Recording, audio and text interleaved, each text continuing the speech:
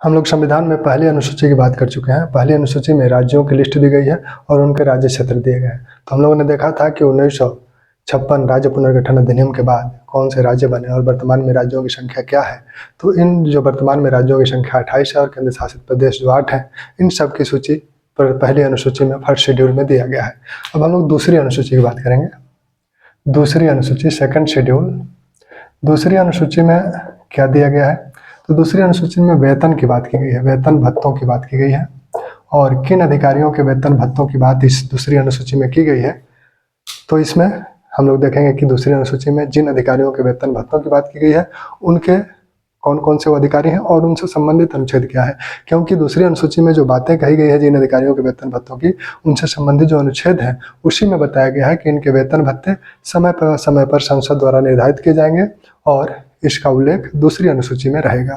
ठीक, तो सबसे पहले राष्ट्रपति की बात होगी।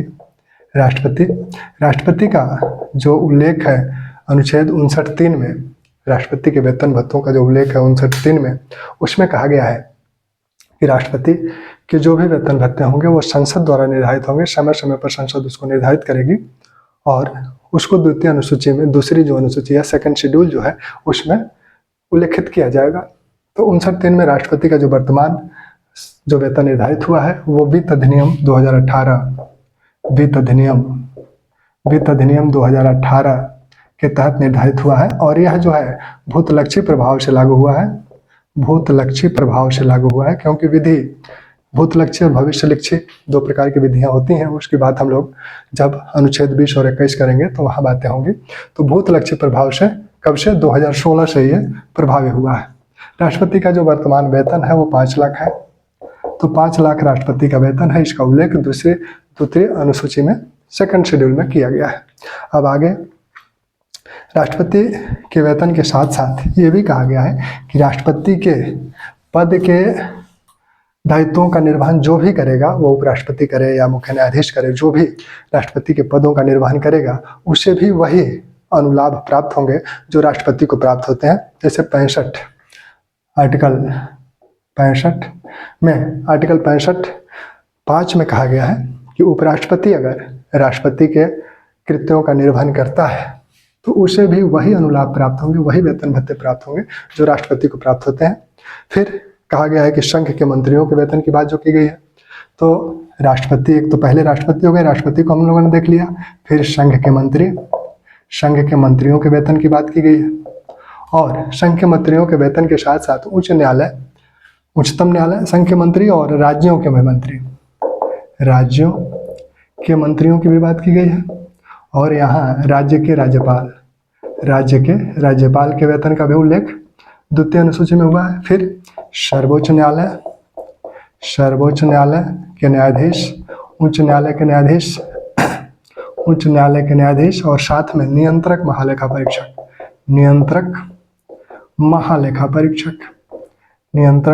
परीक्षक, इनके वेतन की भी बात सेकंड शेड्यूल में की गई है। तो इसको हम लोग, इनसे संबंधित जो अनुच्छेद है उसको देख लें। राष्ट्रपति को हम लोगों ने देखा 59(3) में, आर्टिकल 59(3) में इसका उल्लेख है कि जो वेतन भत्ते होंगे वो संसद समय समय पर निर्धारित करेगी और उसका उल्लेख द्वितीय अनुसूची में होगा। ये बातें सबके लिए कही गई हैं कि संसद समय समय पर उनके वेतन भत्तों को निर्धारित करेगा। राज्यों के राज्यपाल से संबंधित जो अनुच्छेद है वो आपका 164(5) है। राज्यों के राज्यपाल के वेतन भत्तों से संबंधित जो अनुच्छेद है आर्टिकल 164(5) है। इसी प्रकार संघ के मंत्रियों आर्टिकल 75, आर्टिकल 75(6) 75(6) है। इसी प्रकार जो इसमें एक और वेतन भत्तों की बात की गई है वो है जो दोनों सदनों के जो सभापति हैं, उपसभापति हैं, इनकी बातें भी इसमें समाहित की गई हैं। तो उसको भी हम लोग देख लेंगे। जैसे लोकसभा अध्यक्ष, उपाध्यक्ष, सभापति, उपसभापति, इनका भी जिक्र किया गया है। वैसे ही विधान परिषदों के लिए भी उनके भी अध्यक्ष, उपाध्यक्ष और सभापति, जहां विधान परिषदें हैं, सभापति और उपसभापति की भी बात की गई है। राज्यों के मंत्रियों, संघ के मंत्रियों की बात की गई है। वैसे ही जब राज्यों के मंत्रियों की बात होती है तो 164(5) राज्यों के मंत्रियों का जो संबंधी जो उल्लेख है वो है 164(5). सर्वोच्च न्यायालय और उच्च न्यायालय, सर्वोच्च न्यायालय के जो न्यायाधीशों का उल्लेख है वो 125 है। इसमें सर्वोच्च न्यायालय के न्यायाधीशों के वेतन भत्तों की बात की गई है 125। और ऐसे ही उच्च न्यायालय के न्यायाधीशों के लिए 221, उच्च न्यायालय के न्यायाधीशों के लिए अनुच्छेद 221। नियंत्रक एवं महालेखा परीक्षक के लिए 148(3). नियंत्रक एवं महापरीक्षक से संबंधित वेतन संबंधी जो अनुच्छेद है वो 148(3 है, उसका उल्लेख द्वितीय अनुसूची में किया गया है। राज्यपाल के लिए संघ के मंत्रियों, ये राज्य के मंत्रियों के लिए 164(5). सॉरी, राज्यपाल का जो उल्लेख है 153 से राज्यपाल की बात कही जाती है, राज्यों के एक राज्यपाल होंगे। तो इससे संबंधित जो अनुच्छेद है वो 158(3 है। ठीक, 164(5) तो राज्य के मंत्रियों के लिए। और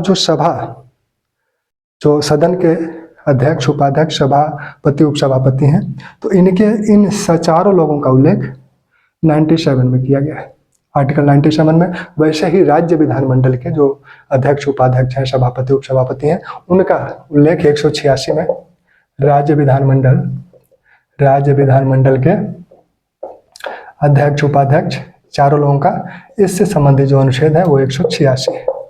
ठीक, तो इससे संबंधित जो अनुच्छेद है उसको ध्यान रखिएगा। राष्ट्रपति के वेतन भत्तों की बात जो की गई है अनुच्छेद 59(3) में की गई है और उसका उल्लेख द्वितीय अनुसूची में हुआ है।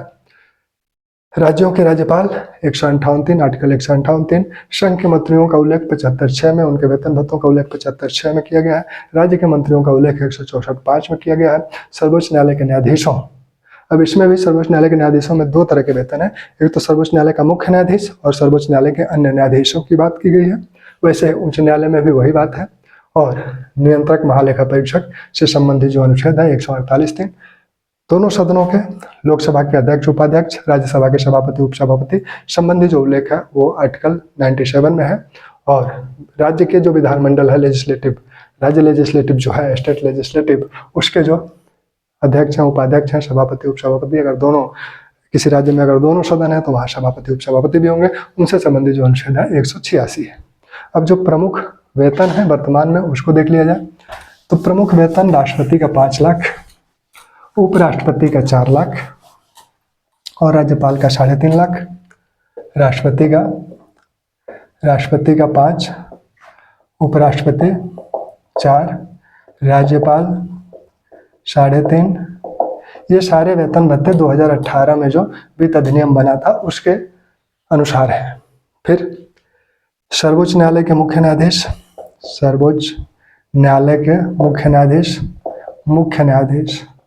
मुख्य न्यायाधीश का वेतन है 2,80,000 और अन्य न्यायाधीश, सर्वोच्च न्यायालय के अन्य न्यायाधीशों का जो वेतन है वो है 2.5 लाख। और उच्च न्यायालय के मुख्य न्यायाधीश का वेतन उतना ही है जितना सर्वोच्च न्यायालय के न्यायाधीश का है, यानी 2.5 लाख ही है। और उच्च न्यायालय के अन्य न्यायाधीशों का वेतन 2,30,000 है। ठीक, 2,30,000। अब इनका जितना वेतन है, सर्वोच्च न्यायालय के अन्य न्यायाधीशों का जितना वेतन है 2.5 लाख, इतना ही वेतन कैग का भी होगा, CAG का भी होगा, नियंत्रक एवं महालेखा परीक्षक का भी। नियंत्रक एवं महालेखा